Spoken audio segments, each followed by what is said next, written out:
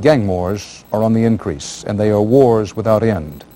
For example, Lorna Hawkins has no more sons left to lose to the deadly gang violence of Los Angeles.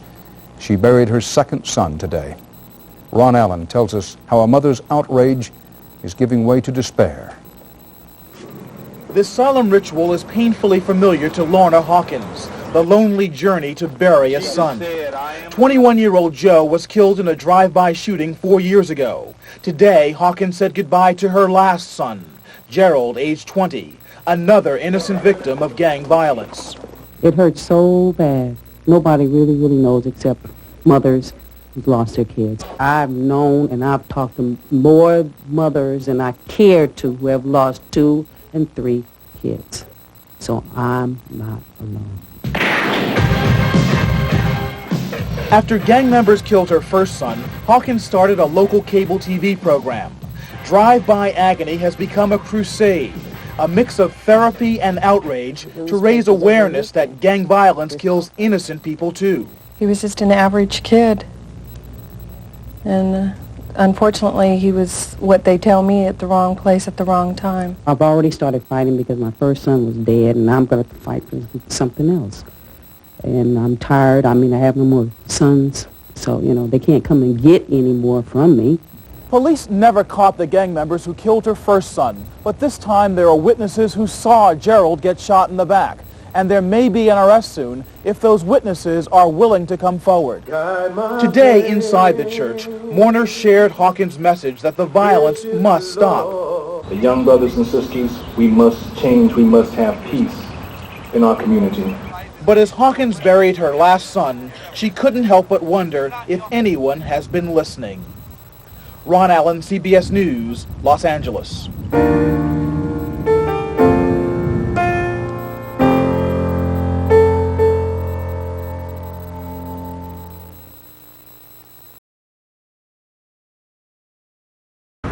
Robert Hager, NBC News, Washington. And tonight, another familiar story from the mean streets of a big city, a story of bitter reality. The city is Los Angeles, and it comes from NBC's Keith Morrison. Jesus said, I am the resurrection. They buried another young man today in Los Angeles. His name was Gerald. He was 20. He was going to be a probation officer. He was shot in the back, 4 bullets from a gang. TV cameras did not rush to the scene of the murder. How could they keep up? There are too many. You can't record them all. Every day in Los Angeles, the gang wars take 2 or 3 more victims, many of them innocent, standing in the wrong place at the wrong time. Just unlucky. There is a woman here named Lorna Hawkins, whose son, Jim, was in the wrong place at the wrong time 3 years ago, and it was like nobody cared. She wanted to scream to the whole world, my son is dead, and who gives a damn? So she went on a community access TV station and started a program of public grief called Drive-by Agony, a place where mothers could come and scream and cry and demand that this crazy, sick war stop. And with the body count in this war now past 2,000, she had no shortage of guests. You're here right now, and that makes all the difference in the world. Somehow, this seemed to help, at least the mothers. Somebody cared. And then the other night, as a tape of her program was on the air, Lorna and her husband were called to the hospital, and the doctors told them to wait. And by the time they saw Gerald, he was dead. That's who they were burying today. Lorna's second son, killed in a war he had nothing to do with. He was going to be married this June. Before the funeral, Lorna said, God, is there something else I'm supposed to be doing? Am I supposed to be a martyr? She is 40, and her sons are dead. And she will go on, she says, and scream to the world until somebody gives a damn. Keith Morrison, NBC News, Los Angeles. On Wall Street today, concerns over higher oil prices.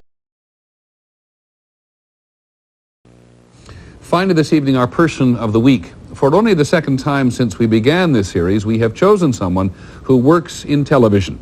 In this case, a woman in California who believes that by using the medium, she is at least able to confront a terrifying scourge of city life. These young kids are running the streets here in California, and not just here, many other states. Our young men feel like they have to have guns, going to school, going to parties, going to parks. Why? Because the other guy has a gun. It is all the guns of South Central Los Angeles that have shattered Lorna Hawkins' family. Her oldest son, Joe, was only 21 in 1988 when he was shot and killed by gang members as they drove by in a car. They had mistaken Joe for someone else. Random and senseless death repeated time and again. My son, my first son, was killed. I wanted to write it across the sky that somebody had killed him, and nobody really cared but me and my family. It made me angry when people told me to get over and forget it. How can I ever get over and forget my son being gunned down like a dog in the street?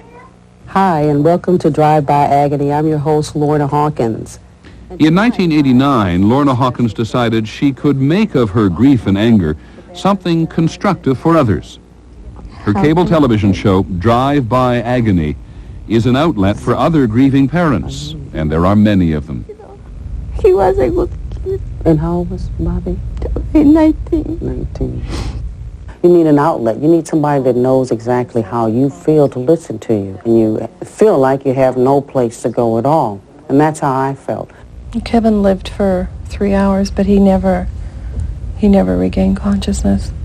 It's something that's in your heart and on your mind constantly. And you just, I don't know, I can't explain why, but you have the need to talk about it all the time. Lorna Hawkins tells others how her own parents, Albert and Rosalie Hawkins, instilled in her a sense of right and wrong when she was a small child. Like they said, it's something that never, ever leaves you.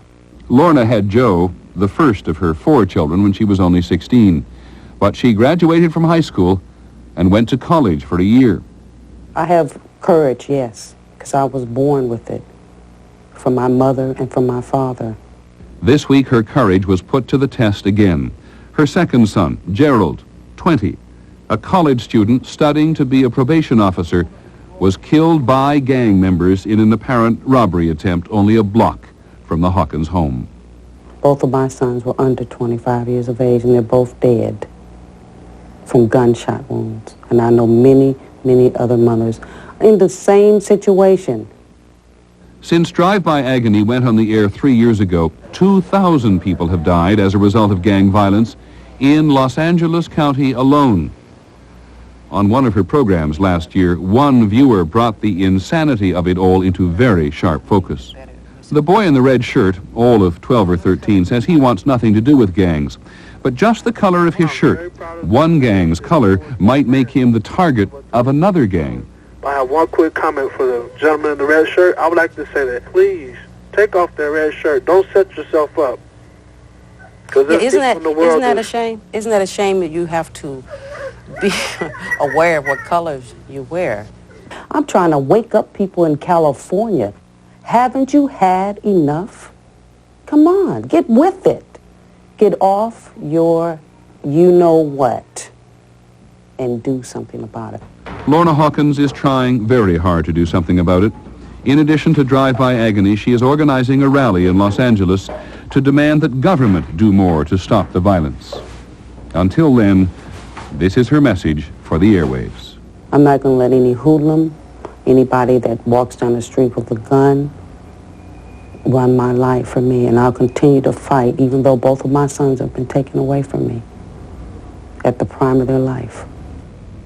And so we choose Lorna Hawkins, who will not accept that so many people die in silence. When her second son was killed, she thought of retreating into a private world of grief.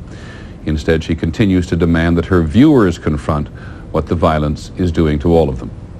That's our report on World News Tonight. I'm Peter Jennings. Have a good weekend. Good night.